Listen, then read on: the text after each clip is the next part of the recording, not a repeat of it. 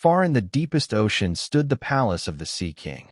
He was a widower, and his aged mother raised his 6 daughters. The youngest was the most beautiful, skin like rose petals, eyes blue as the deepest sea. But unlike her sisters draped in pearls, she wore only white lilies, for their simplicity reflected her gentle soul. She was quiet and thoughtful, spending hours in her garden of red flowers, dreaming of the world above.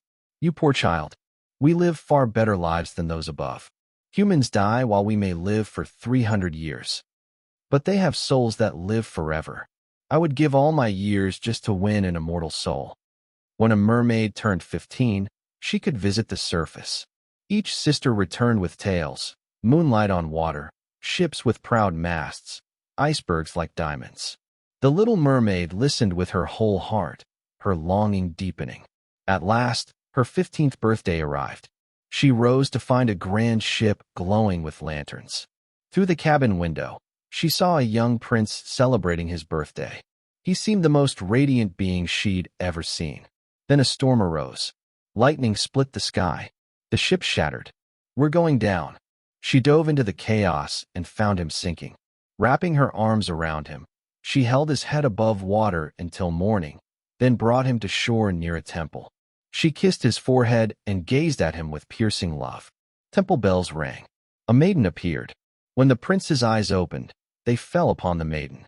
The little mermaid slipped back into the sea, heartbroken. From that day, she thought only of the prince and the soul she might gain through his love. She learned where he lived and would swim near his palace, watching from afar. Her longing grew unbearable. Do humans truly live forever after death? Yes, we live longer, but when we die, we become foam. Humans have souls that rise to the stars for eternity. I would give all my 300 years for one day as a human if it meant gaining a soul. That night, a court ball was held. The little mermaid sang, and her voice was so beautiful that all fell silent.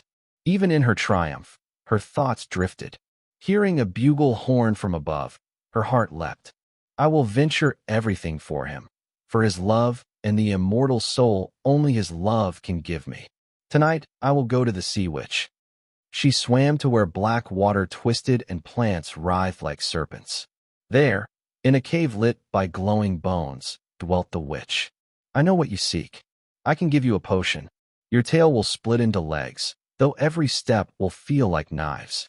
If the prince marries another, you'll dissolve into foam at dawn. And your voice, your most precious gift, you must give to me. But without my voice, how shall I tell him I love him?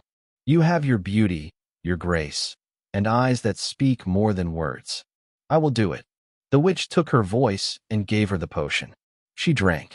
Pain like fire shot through her. When she awoke, she had 2 legs.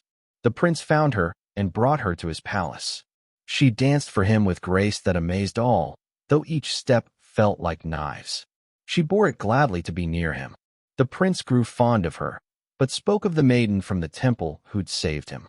The mermaid's heart ached, but she smiled.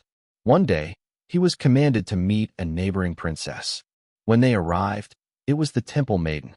The prince, overjoyed, believed his destiny fulfilled.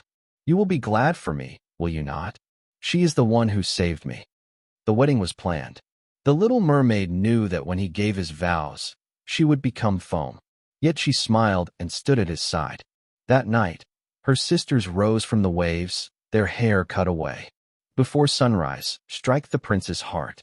Let his blood fall on your feet, and you'll return to us. Your life will be spared. They pressed a dagger into her hands. The little mermaid stood alone, trembling. No, I will not buy my life at the price of his. She flung the blade into the sea and went to his chamber. Kneeling beside him, she kissed his forehead in farewell. He stirred and his eyes opened. It was you who saved me from the sea, not the maiden of the temple. Memory flooded him. The storm, the waves, her pale face drawing him back to life. How could I have been so blind? I remember your eyes from that night.